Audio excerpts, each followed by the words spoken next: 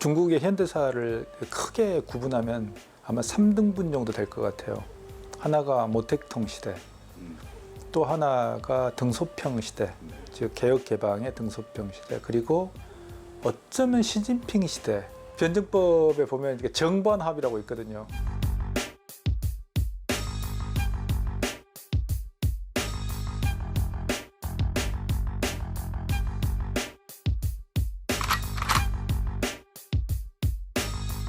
모택동이 주로 이제 이념을 가지고 중국을 지배를 했다면 극좌적으로 통제하기 위해서 중간파하고 약간 이제 우파라고 보이는 사람들을 철저하게 탄압하고, 그러니까 모택동 그때 부인이었던 그 강청 등등의 4명의 주요한 리더들이 모택동 사상을 들고 중국 전역을 사상적으로 한번 통제를 했던, 모택동이 죽으면서 문화대혁명이 끝났어요. 그러니까 4인방이 체포되고 그래서 이제 등소평이 등장을 했었죠. 등소평이 등장해가지고 그 이야기를 했던 게 이제 그거잖아요. 뭐 검은 고양이건 흰 고양이건 쥐만 잘 잡으면 돼. 실용주의. 그다음에 개혁 개방. 등소평은 대단히 유연한 인물이고 대단히 뛰어난 전략가예요. 그러니까 등소평을 보면 이 서양의 기술과 자본을 가지고 중국을 현대화하는 데 대한 명확한 생각을 가지고 있었던 거죠. 그래서 그 사람이 허허벌판에서 도시를 만들어낸 게 심천 아니에요. 심천을 딱 찍어가지고 동그라미에 그려가지고 여기 도시를 개혁 개방의 상징을 한다라고 해서 심천을 인구 지금 1000만이 넘을 거예요. 가보면 정말 기절하는 거예요. 근데 그렇게 해서 중국이 개혁 개방을 해서 70년대 후반부터 대략 한 30년 넘게 쭉 해왔던 거죠. 그러니까 그 외국 자본이 들어오는 거에 대해서 등소평이나 이런 사람들이 그렇게까지 발상을 전환을 하는 걸 보면 놀라운데, 중국은 항상 어떤 공포감이 있었냐면요. 창조 말기부터 시작된, 즉 근현대사에 있어서 식민지의 항상 그 아픔을 가지고 있어요. 아편 전쟁. 그러니까 이 가장 중국에서 치욕스러웠던 건 뭐냐면 조차지들이에요. 국가 권력이 미치지 못하는 각각의 열강들이 자기 조차지를 가지고 있었잖아요. 예를 들면 청도 이런 데는 독일 뭐 이런 거. 양과chen 찡따오, 양과chen 찡따오.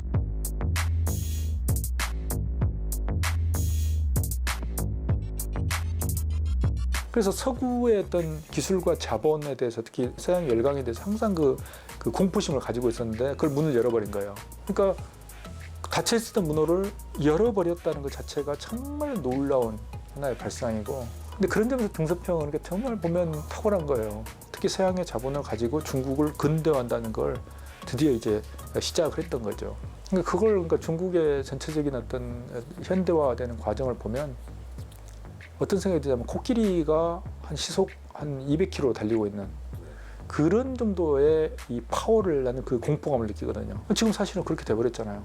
지금 뭐 중국의 군사력이라든지 군사기술이라든지 아니면 경제력이라든지 그다음 중국의 전체적인 어떤 인프라라든지 기술 수준 모든 것들, 그 다음에 뭐 AI라든지 이런 올라오는 걸 보면 그게 불과 최근에 한 5, 6년 사이에 확 올라와 버린 거예요. 그러니까 이게 가속이 붙고 있는 거예요. 이런 걸 보면 지금까지는 결국에는 등소평이 했던 그 전략적 방침에 따라서 움직인 거예요. 여기에서 우리가 또 슬프게도 이야기할 수밖에 없는 게 북한이에요, 북한.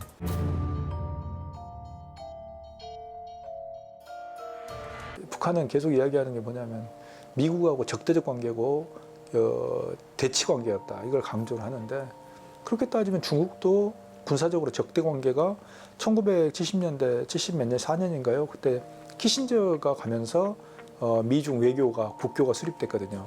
그 이전은 결국 북한처럼 똑같이 적대적 관계였던 거죠. 근데 중국은 개혁 개방을 해버렸어요. 그래서 저는 중국 그 외교관을 만나가지고 들었던 이야기가 1980년대까지는 그 양반들이 놀랍게도 북한 유학생 출신이었어요. 중국이 북한의 대학에 보내서 공부를 하도록 한 거예요. 중국에서. 왜? 북한의 공업 기술이 예를 들면 야금이라든지 제철 이런 쪽 분야에서는 중국보다 앞서 있었기 때문에. 놀랍죠? 정말 놀랍습니다. 1980년대 유학을 갔었어요. 김책공대, 김일성대. 왜 그러냐고 물어봤어요.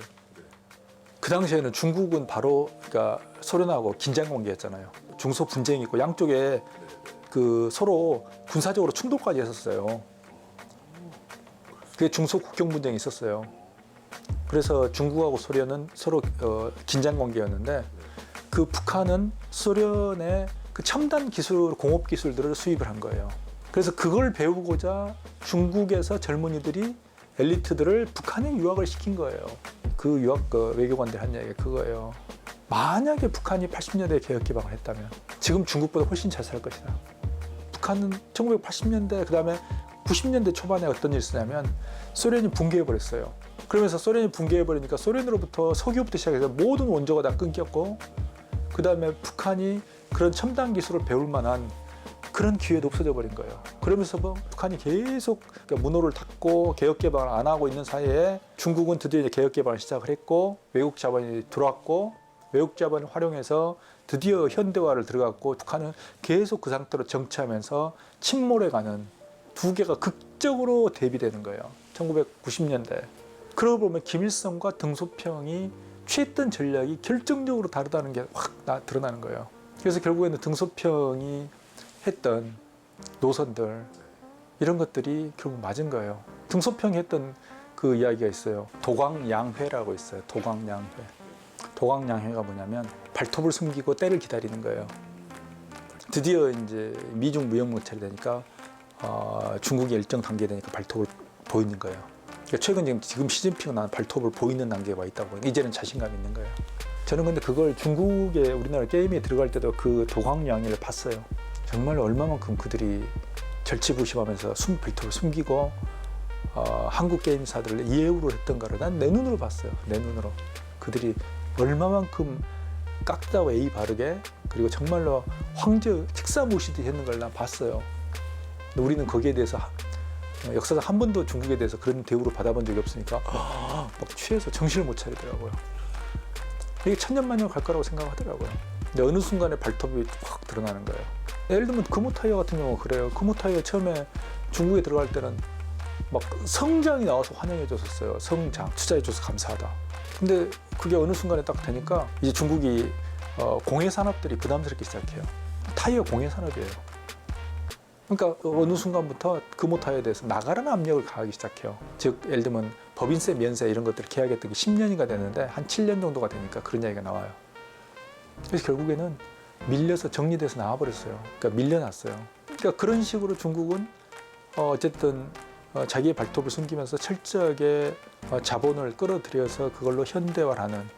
근데 이제 최근에 특히 이제 내년에 시진핑 3기가 3연임이 지금 예정돼 있는데 그걸 보면 중국은 이제 등소평 체제를 극복하고 다음으로 갈 거라는 그런 여러 가지 제스처들이 즉 등소평 체제를 정비하고 다음 단계로 넘어가려고 한다는 느낌들이 많이 들어요. 그러니까 시진핑이라는 게 그러니까 그 단적인 예가 뭐냐면 최근에 보는 시진핑 사상 학습이에요. 스테이지 1 오택통 시대, 스테이지 2 등소평 시대, 스테이지 3 정반 합으로서의 시진핑 체제를 구축하러 난 갈 거야 라고 이제 주장을 하는 것 같아요. 책을 편찬해서 초중고 대학교까지 모두 의무적으로 시진핑 사상을 공부해야 돼요. 요즘 최근에 보면 시진핑이 인민복을 입고 나와요. 그 모택통에 대한 이미지를 그대로 지금 보여주는 거예요. 검은 고양이가 흰 고양이가 다 조항 아닌 거예요. 고양이는 검어야 돼. 올해의 통계를 보더라도 놀랍게도 미국에 대한 예를 들면 수출액이라든지 이런 것들이 50%가 늘어난 거예요. 50%.